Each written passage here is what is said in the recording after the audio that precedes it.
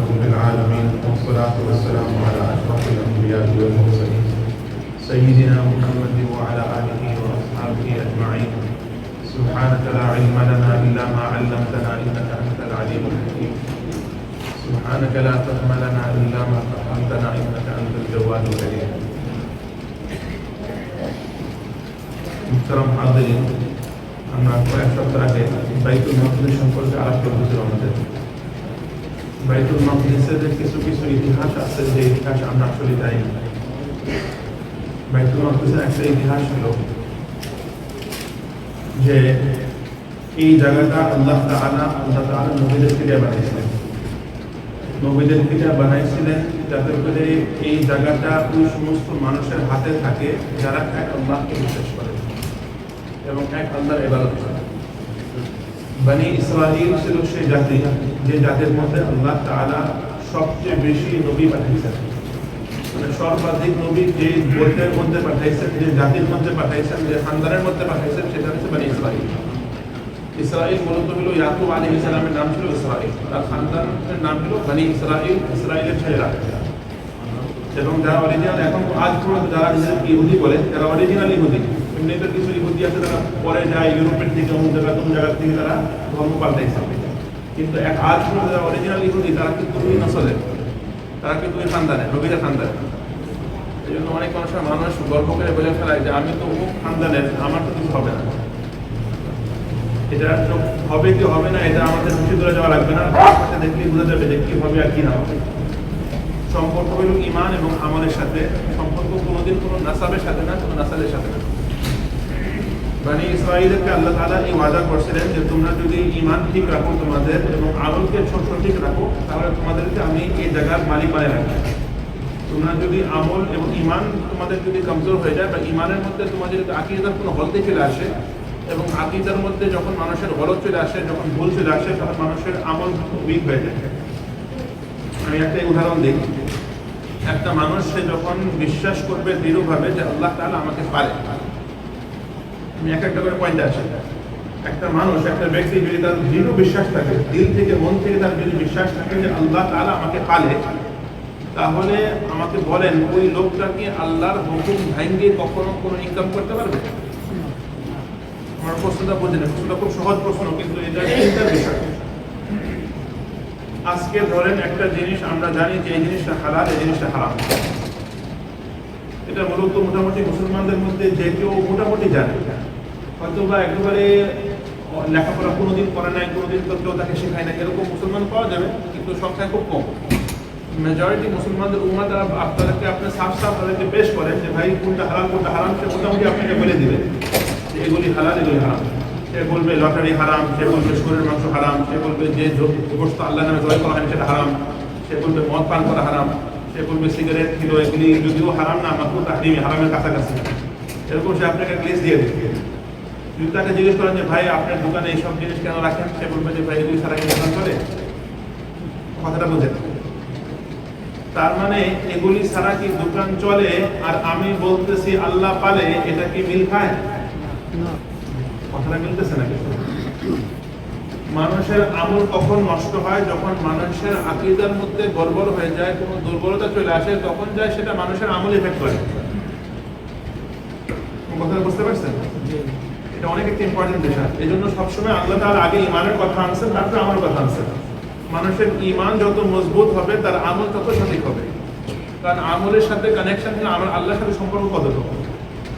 একটা ছেলে, আমরা মাশহুর ঘটনা জানি, জুনাইদ বাগদাদী রাহিমাহুল্লাহর ঘটনা আমরা বলি না, আব্দুল কাদের জিলানীর কথা বলি আমরা রাহিমাহুল্লাহ, যে ওনার মা বাচ্চার কাপড়ের ভিতরে স্বর্ণর মুদ্রা সেলাই করে দিয়েছিল। কাপড়ের ভিতরে, কোনো পকেটের মধ্যে না, পকেট চেক করলে পাওয়া যাবে না।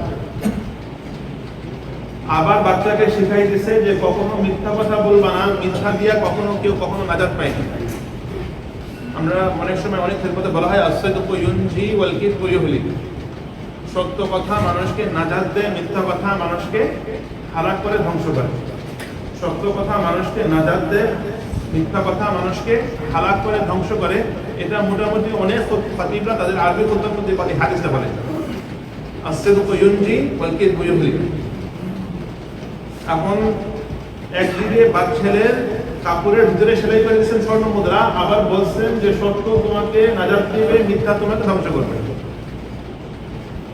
এখন ছেলেটাকে ধরছে ডাকাত মোটামুটি লুটপাট করে পরে বাচ্চাকে এসে এক টাকা জিজ্ঞেস করে তোমার কাছে পয়সা আছে? আমার কাছে পয়সা আছে। কত টাকা আছে? 40 স্বর্ণ মুদ্রা।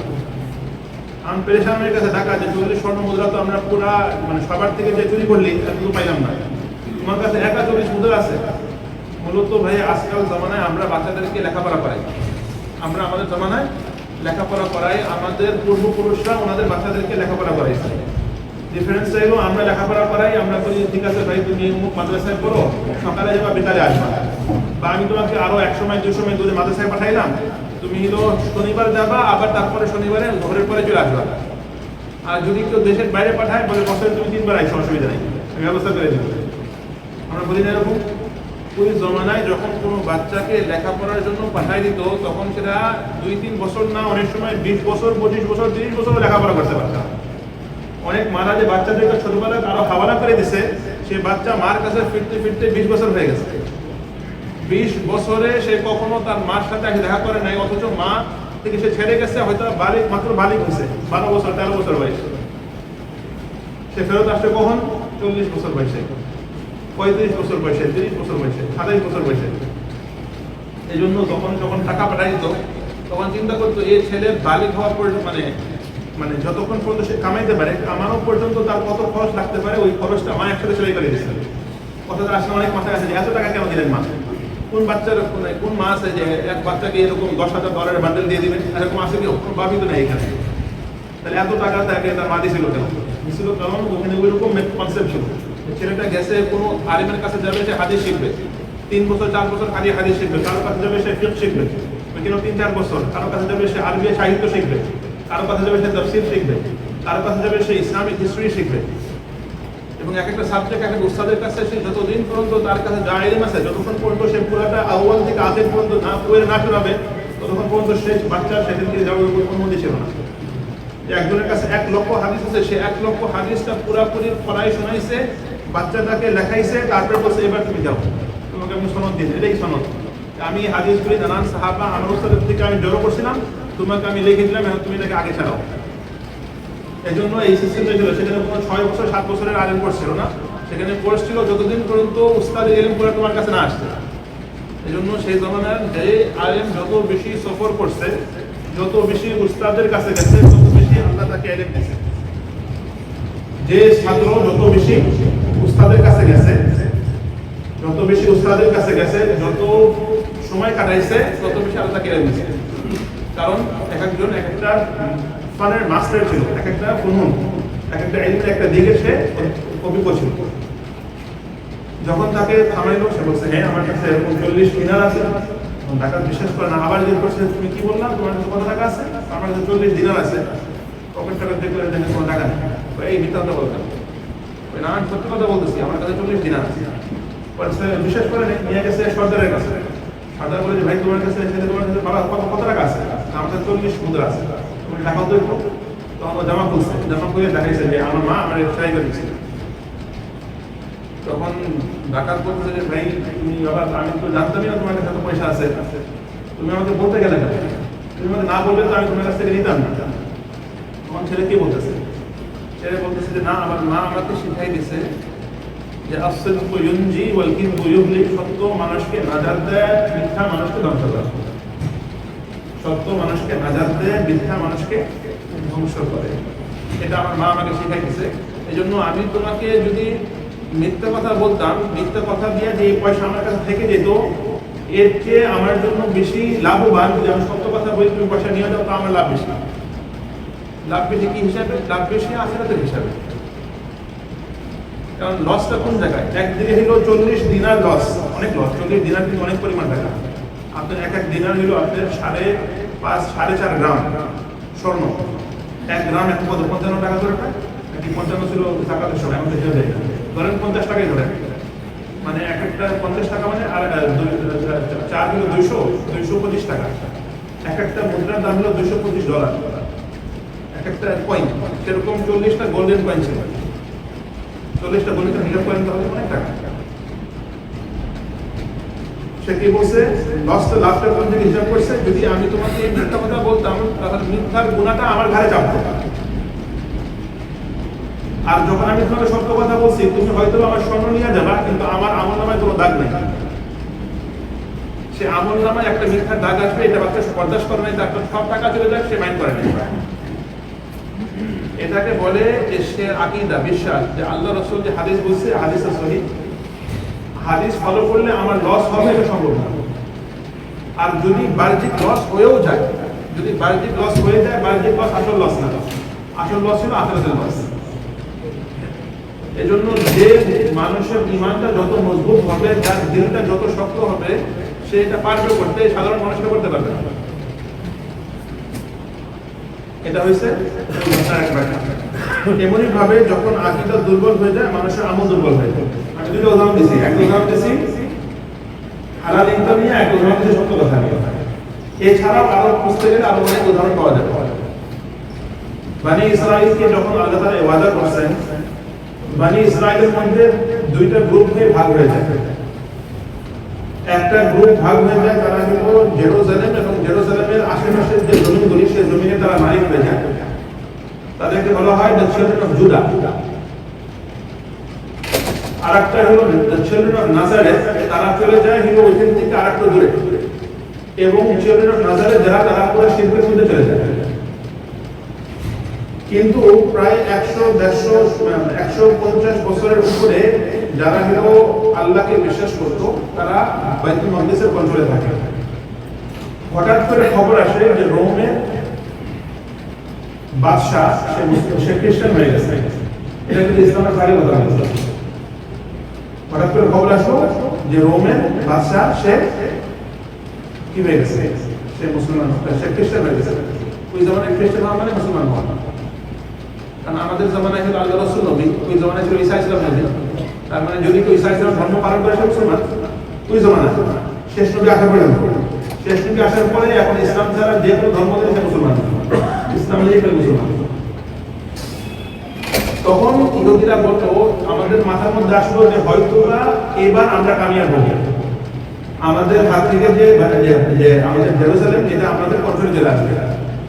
তখন কিছুদিন পরে তারা দেখলো যে আসলে রোমের যে বাচ্চা সে খ্রিস্টান হয় নাই, সে খ্রিস্টানের এক ধর্মের একটা পার্ট, যেটাকে বলা হয় সেন্ট পল। সেন্ট পলের যে খ্রিস্টান ধর্ম সেটাকে সে গ্রহণ করছে। সেন্ট পলের খ্রিস্টান ধর্ম ছিল এক রকমের শিরক, নামে ছিল খ্রিস্টান, কামে ছিল শিরক। ওই যে যেটাকে ওরা হয় না যে আল্লাহকে তিন ভাগ করে, নাউযুবিল্লাহ, ওরা বলে তিন মানে এক, এভাবে ভাগ করেন একটা খ্রিস্টানের একটা গ্রুপ আছে। তারা আল্লাহর সাথে আগের জমানায় খ্রিস্টানের বলতে এক আল্লাহ আছে, আর সেন্ট পলের যে খ্রিস্টানিটি তারা আল্লাহকে তিন ভাগ করে দিল, নাউযুবিল্লাহ, আর তিন ভাগ করে দিচ্ছে। এটা বোঝার পরে বলতো যে এই দ্বারা আমাদের কোনো জেরুজালেমের কোনো ফায়দা হয় না। কিন্তু সে ছিল রোমের বাদশাহ, সে অনেক পাওয়ারফুল। তার মা নাম ছিল হেলেনা। হেলেনা চলে আসলো বাইতুল মাকদিসে। বাইতুল মাকদিসে আইসা সে কি করলো, সে আমাদের বাইতুল মাকদিসের যে মসজিদটা আছে, বাইতুল মাকদিস থেকে 2 কিলোমিটার দূরে সে একটা চার্চ বানাই। সেই চার্চটা মানে এখন আছে। সে চার্চটা বানায় সে কি করলো, সে আস্তে আস্তে মানুষকে বুঝাইলো যে তোমরা আসলে ভুল করতেছো, তোমরা যে জায়গাটাকে বাইতুল মাকদিস মনে করতেছো সেটা বাইতুল মাকদিস না। আমি যে চার্চ বানাইছি এটাই আসলে বাইতুল মাকদিস, এখানে ঈসা ইসলামের জন্ম। এভাবে মানুষকে ধোঁকা দিয়ে দিল। তারপরে আল্লাহ মাফ করুক, সে মোটামুটি বাইতুল মাকদিসের যে মসজিদ, সে মসজিদটাকে ভেঙে ফেলে। ভেঙে ফেলানোর পরে আপনারা জানেন যে বাইতুল মাকদিসের যে এরিয়াটা, সেই এরিয়ার মধ্যে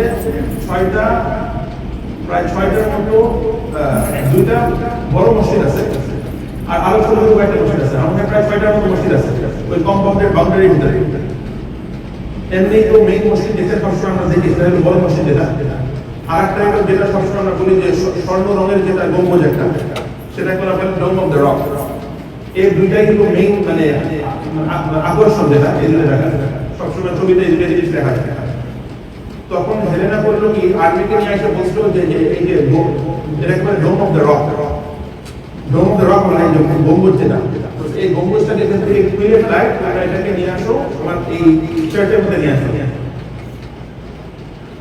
তখন যেটা হইল, তারা অনেক বিল্ডিং তারা চেষ্টা করছে, ওই ডোম অফ দ্য রকের উপরে অনেক বিল্ডিং বানানোর চেষ্টা করছে, যে বিল্ডিং এর মধ্যে তারা শিফট করবে। আগে হলো তারা 3বার বিল্ডিং বানাইছে ওই ডোম অফ দ্য রকের উপরে, 3বার বিল্ডিং বানাইছে পুরা একবার এরকম যেরকম মসজিদ আমাদের বসা এরকম তারা চার্চ বানাইছে, কিন্তু চার্চে বানাইছে শিফট করার জন্য।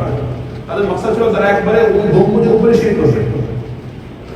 আল্লাহর ঈশান প্রিয় বাড়ি যখন মানুষ বেড়ে ওরা যখন শিফট করা শুরু করছে, আল্লাহ 3বারই ধসাই দিচ্ছে, 3বার। তৃতীয়বারের পরে ওরা বুঝতে পারছে যে এখানে অন্য কোনো শক্তি কাজ করতেছে, এখানে আমরা এটার উপরে কোনো শক্তি কাজ করলে এটা চলবে না। তৃতীয়বারে এটা হয়েছে। তখন সে কি করলো, তখন সে চেষ্টা করে এটাকে ভাঙতে, যতবারই ভাঙতে চেষ্টা করছে ততবারই মেশিন ভেঙে গেছে, কিন্তু পাথর ভাঙতে পারে না। কিন্তু পাথরের কিছু ড্যামেজ হয়ে গেছে, যে মেইন যে রক যেটা বলা যে পাথর, সে পাথরটা ড্যামেজ হয়ে গেছে, ফেটে গেছে। যখন সে দেখলো এটা কোনোভাবেই কিছু করা যাচ্ছে না, তখন সে হেলেনা সে আওয়াজ দিল পুরো দুনিয়াতে যে আমরা এটাকে গার্বেজের এরিয়া বানাবো পুরা। তাও গার্বেজ মানে কি, আমাদের মহিলাদের যখন মাসিক হয় তখন যে রক্তটা বের হয় না, ওই রক্ত কাপড়গুলি এখানে ঘাসটা।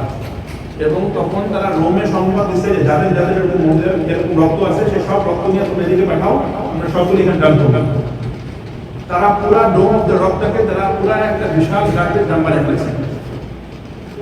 মানে যেটাকে আল্লাহ পাক বানাইছে, যেটা আল্লাহ নবী দিয়ে বানাইছে, সেটাকে তারা কি বেইজ্জতি করছে।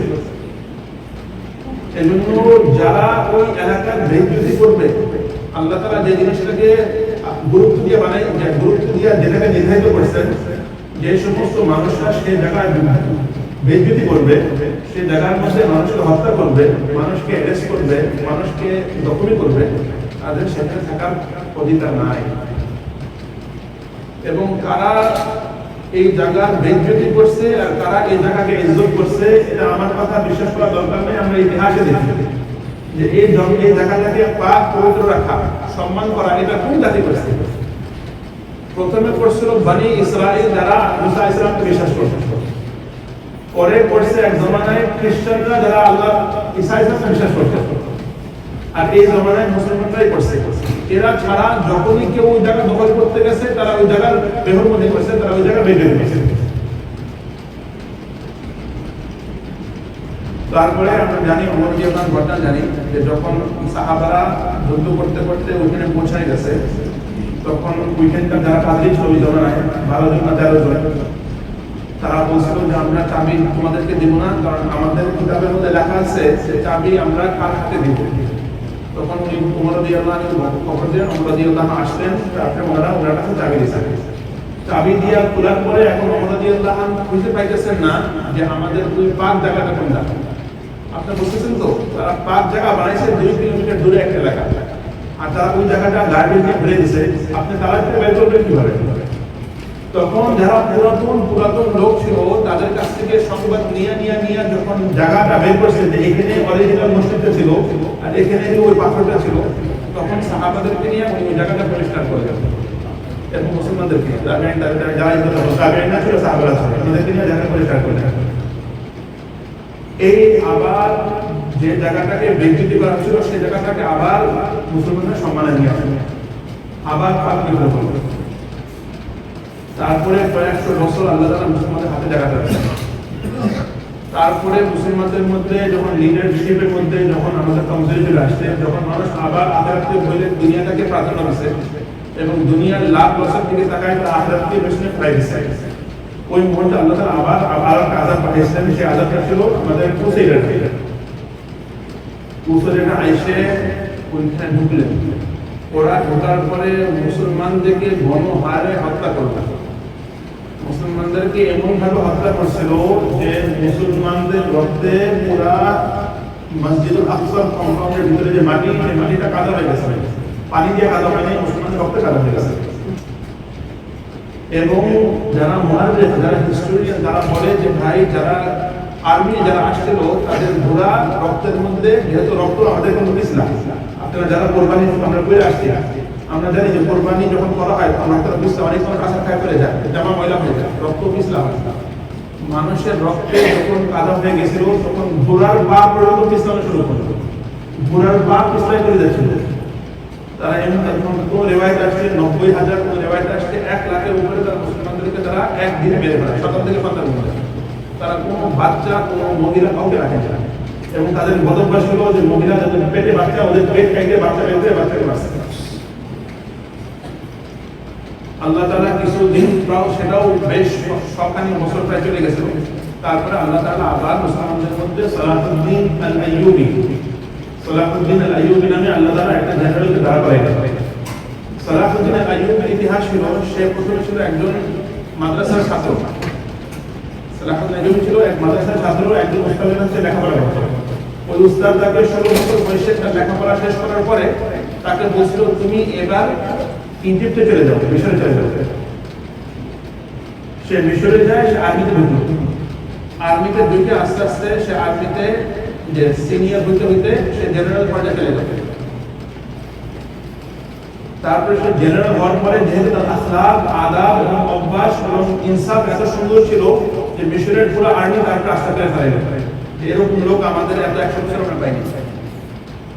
তখন যখন মিশর তার কন্ট্রোলে চলে আসলো, মানে মিশরে তো মুসলমানদের দেশগুলি ছিল মিলিটারি কন্ট্রোল, না মিলিটারি নেতা যে হইতো সে মোটামুটি দেশের কন্ট্রোল থাকতো তার হাতে।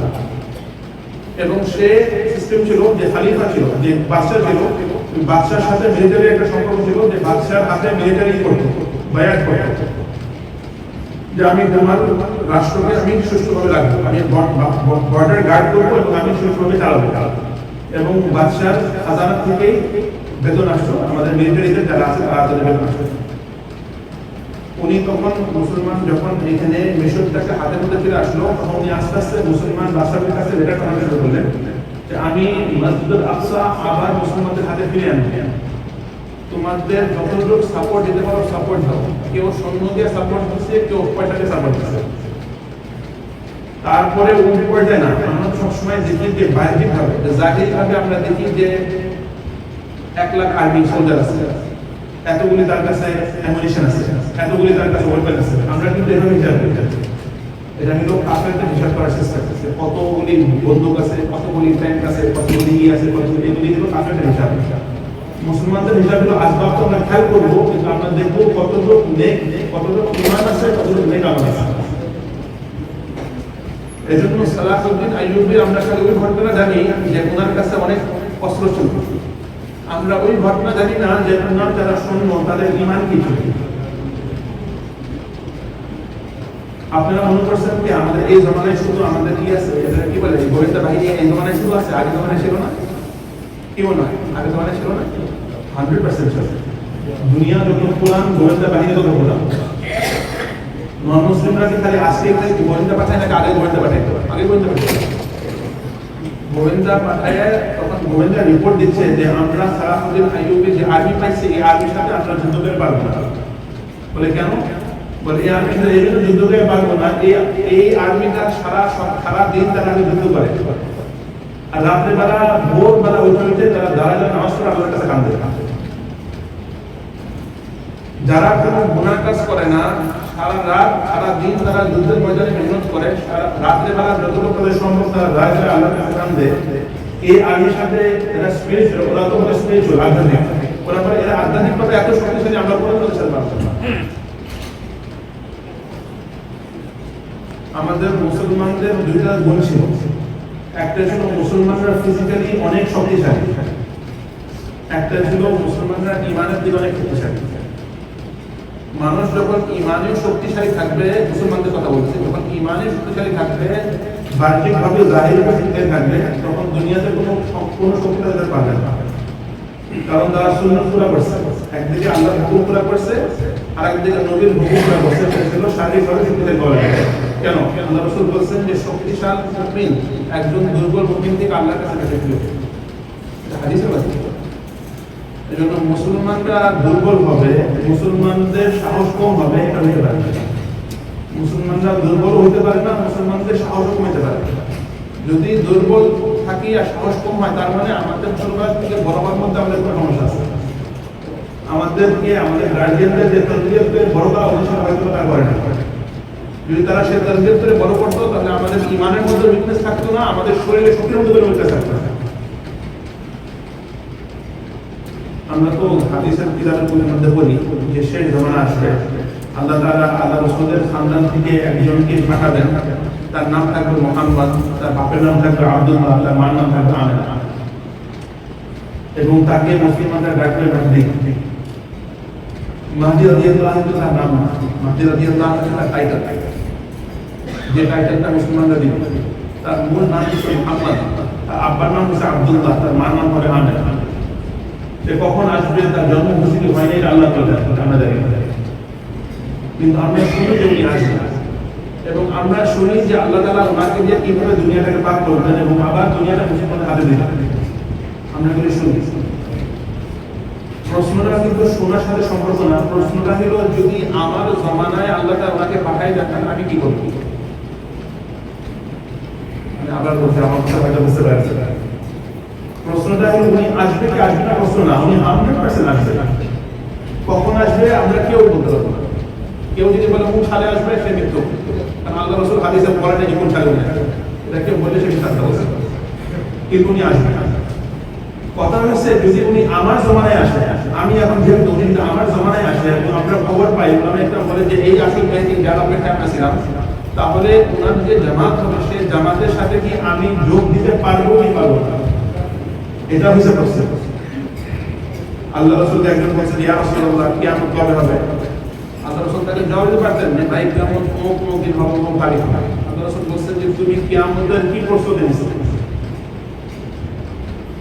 আমরা অনেক সময় অনেক লম্বা ঘটনা বলি, মজা করি যে ভাই এরকম কিয়ামত লাগে, এরকম হবে, এরকম হবে, এরকম বিল্ডিং হবে, এরকম মহিলা এরকম হবে, গান বাজনা এরকম অনেক রকম দলিল বলতে থাকে।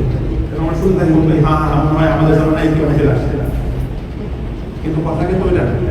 এটার মাকসাদ হলো যে এই যে কিয়ামতের এই সমস্ত পরিস্থিতি আসবে, এই সমস্ত পরিস্থিতি বলার উদ্দেশ্যটা কি, যে তুমি তোমার নিজেকে ওইখান থেকে বাঁচাও, তুমি ওটার মধ্যে লিপ্ত হবে না, এটা মাকসাদ। আমরা অনেক সময় হাদিস বলি যে সুদের হাদিস, আল্লাহ রাসূল কি বলছেন? বলছেন কিয়ামতের আগে সুদ অনেক আম হয়ে যাবে, সুদ এত আম হয়ে যাবে যে যদি কোনো ব্যক্তি সুদের থেকে নিজেকে বাঁচাইতে না পারে, আসাবাহু মিন বুখারিহি, সুদের গন্ধ তার গায়ে লাগবে, সুদের ধোঁয়া তার গায়ে লাগবে। আমাদের হাদিসে আমরা বলি যে ভাই আপনি তো হাদিসে শুনছেন, সুদ ছাড়া কিভাবে কারবার করা যাবে, সুদ ছাড়া কেন করব, সুদ ছাড়া বড় বড় বিজনেস কেন করা যাবে? তাহলে সে হাদিসের কথা বুঝেই না। হাদিসের কথা আল্লাহ রাসূল বলছিল যে যখন সুদ এত ঘন হয়ে যাবে যে কোনো লোক সেখান থেকে বাঁচতে পারবে না, তাহলে একমাত্র যদি কেউ বাঁচতে চায় তাহলে সে ভয়ের গায়ে লাগবে। তাহলে আমরা কোন ক্যাটাগরিতে পড়বো? যদি আমরা সেই জমানায় আসি, আমরা পড়বো ওই ক্যাটাগরিতে যাদের গায়ে ভয় লাগছে, তারা নিজেরা সুদের মধ্যে ঢুকে যাবে। কথা বলছেন না? যে বলবে যে হাদিস দেখে বলবে যে ভাই এই জন্য আমার সুদের মধ্যে যাওয়া লাগবে, আমি কি করবো? সে তো হাদিস বলে নেই। হাদিস লোকটা বলছে যে বলছে ভাই তার মানে এত খারাপ অবস্থা, আমি যেভাবে নিজেকে বাঁচাবো, যদি ধোয়া লাগে তো ধোয়া লাগলো, এছাড়া আমি আর নিজে কোনো ডাইরেক্ট সুদের মধ্যে যাবো, নিজে আমি কোনো সুদের কন্ট্রাক্ট সাইন করবো। যেরকম আমাদের রিসেন্টলি আমাদের কোভিডের পরে কি হলো, সরকার নানান বিজনেসকে প্রাণ দিচ্ছে।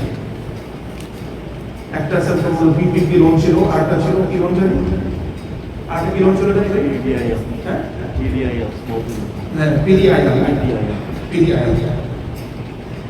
আপনারা যারা ধরেন আমাদের মধ্যে যদি কোনো মুসলমান ওই লোনটা নিয়ে থাকে, আপনাকে কখনো লোনটাকে বলে দিচ্ছে লোনের মধ্যে কি লেখা? লোনের মধ্যে লেখা যে যদি আপনারা লোন নেওয়ার পরে যদি পরে দরখাস্ত করেন এবং সরকার মাফ করে দেয় তাহলে ইন্টারেস্ট নেয়, কিন্তু যদি সরকার মাফ না করে তাহলে আপনি ইন্টারেস্ট দেওয়া লাগবে। দেখেন আমরা অনেক সময় বলি যে ভাই ক্রেডিট কার্ডে তো একরকম কন্ট্রাক্ট না, ভাই ক্রেডিট কার্ডে একরকম কন্ট্রাক্ট না। ক্রেডিট কার্ডের কন্ট্রাক্ট হলো যদি আপনি টাইম মতো পয়সা ফেরত দিয়ে দেন আপনার উপরে কোনো ইন্টারেস্ট আসবে না, আর যদি আপনি কোনো কারণে অবহেলা করেন, লেট করেন, তখন ইন্টারেস্ট জমে যাবে। তার মানে ইন্টারেস্ট থেকে বাঁচানোর ক্ষেত্রে নিজের পুরো ক্ষমতা আছে যে আমি টাকা টাইম মতো দিয়ে দিব, আমার কোনো ইন্টারেস্ট আসবে না। আর ক্রেডিট কার্ডের ক্ষেত্রে অনেক একটা বলে যে ভাই যদি আপনি ইউজ না করে পারেন আপনি ইউজ করেন না, যদি একমাত্র ইউজ করতে আপনি বাধ্য তখনই আপনি ইউজ করেন। কিন্তু এই কন্ট্রাক্টে লেখা কি, সরকারের কাছে তুমি দরখাস্ত করবা, সরকার যদি মাফ করে তাহলে ইন্টারেস্ট দেওয়া লাগবে না, আর যদি মাফ না করে বাধ্যতামূলক তোমার 1% কত পার্সেন্ট ইন্টারেস্ট দেওয়া লাগবে। ওনারা একদম বলছেন যেহেতু সরকারের হাতে জিনিসটা, এই জন্য জিনিসটা যায়। এখন বলেন ভাই আমি তো নিয়ে নিচ্ছেন তাহলে আল্লাহকে তাড়াতাড়ি মাফ করে তাড়াতাড়ি থেকে বাইরে আসে। কেন? আগে আপনি মাসলা জানছেন, আসলে মাসলা জানছেন। আল্লাহ আমাদেরকে এরকম মানে আমি বললাম না যে ইন্টারেস্ট যে বাঁচতেও চেষ্টা করবে, হয়তো ইন্টারেস্টের ধোয়াটা গায়ে লেগে যাবে। আর যদি একটা লোক সেখানে দেখেন, আমি কালকে স্বাধীন পরশু দিন না 2-3 দিন আগে আমি একজন আমেরিকান মুসলমান, মানে তার খানদান আমেরিকান থেকে, তার মানে আমেরিকা জন্মের আগে তার ফ্যামিলি আমেরিকায় ছিল, তাদেরকে আমরা ট্রেনিং দিই। সে আমাকে আমাকে তুমি ইউরোপে তোমার ফ্যামিলি কবে আসছে? সে বলছে যে 1400 সাল, মানে এখন 2023, 1400 ইংরেজি 1400 সালে তার মা বাবা সাউথ ডাকোটা থেকে ম্যানহাটন আইল্যান্ডে, তখন এটা কোনো সিটি ছিল না, একটা দ্বীপ ছিল, দ্বীপ, এই ম্যানহাটন দ্বীপের মধ্যে তার খানদান মুভ করছে। আল্লাহ তাকে হেদায়েত দিয়েছে, মুসলমান হয়েছে। আমি বলছি যে ভাই তুমি, আমি তাকে বলছি তুমি কোন সাবজেক্টের পড়ছো? সে বলছে আমি পড়ছি ফাইন্যান্সের উপরে, ইসলামিক ফাইন্যান্স পড়ছি। তো আমি বলছি আচ্ছা ক্রেডিট কার্ড সম্পর্কে তুমি কি বোঝো? বললো যে ভাই ক্রেডিট কার্ড তো আমার নাই, আমি লোকটা দিন টাকায় আছি, কারণ এই লোকটা $1 মিলিয়ন বিজনেস করে। আমি বললাম তুমি একটা মিলিয়নের বিজনেস, তোমার ক্রেডিট কার্ড নাই? সে বলছে না ভাই আমার ক্রেডিট কার্ড নেই। আমি ক্রেডিট কার্ড তো সাধারণত অবকাশ আছে, আমরা বলি না নাও, না বলি যে না পারলে নিও না, কিন্তু অবকাশ আছে, তুমি কেন রাখো না? সে বলছে যে ভাই দেখো ক্রেডিট কার্ড আমি দিলাম, আমি প্রতি মাসে টাইম মতো টাকা দিলাম, আমার কোনো সুদ আসল না, কিন্তু যে মাসে আমি মরে যাবো, আমি যেরকম গুরুত্ব দিয়ে ক্রেডিট কার্ড বিলটা টাইম মতো দিই যাতে সুদ না আসে, আমার ফ্যামিলির সাথে কাজ করবে। তখন দেখা যাবে যে আমি মহিলার কবরে চলে গেছি, মরার 1-2 মাস পর্যন্ত ক্রেডিট কার্ডের সুদ এক হচ্ছে 1%, 2%, 5%, 7-8% কি এক হচ্ছে। তখন সেটা কি ঠেকাবে? আমি কবরে যাই যদি সুদের গুণার মধ্যে বলি তাহলে আমার আপনার তখন আমি চিন্তা করলাম ভাই দুনিয়াতে আমরা তো জাহির আমাদের লম্বা দাঁড়িয়ে আছে, তুমি আছে, জামা আছে, কিন্তু আল্লাহ কিছু কিছু বান্দাদেরকে তাকওয়ার লাইনে আমাদের উপর রাখছে। তখন আমি নিউজ করছি জানো আমি কিভাবে তোমার ফ্লাইট নিয়ে সারা কমপ্লেক্সে যাবো, কোন জায়গায় ফ্লাই করবো, ফ্লাই করবো কিভাবে? সে বলে আমি ডেবিট কার্ড দিয়ে টাকা দিবেন। ডেবিট কার্ড মানে কি? আমার যা আছে ব্যাংকে কত খরচ করবো, ব্যাংকে নাই খরচ করবো। আর ক্রেডিট কার্ড মানে ব্যাংকে নাই তাও 4,000 টাকা খরচ করবো, 10,000 টাকা খরচ করবো, পরের মাসে ইনকাম করে সে টাকা শোধ করবে। কথা বলছেন না? এটা সুদ বেরিয়ে যেহেতু আমরা এই কথাটা বলা, আল্লাহ আমাদেরকে বোঝার এবং অন্তর করতে দান করুন।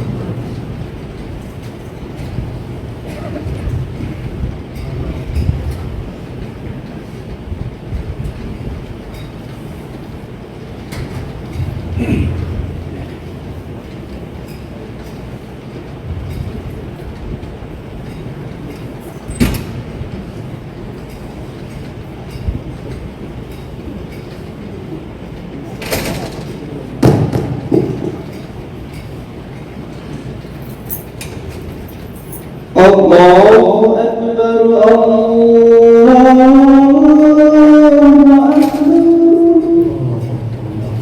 الله أكبر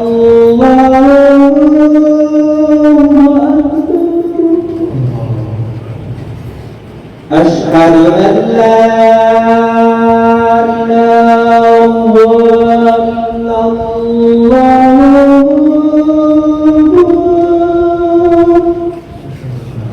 أشهد أن لا إله إلا الله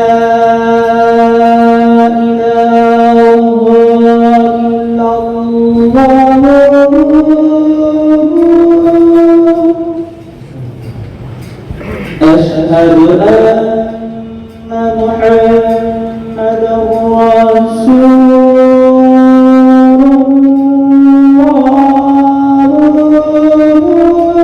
الله أشهد أن محمدا رسول الله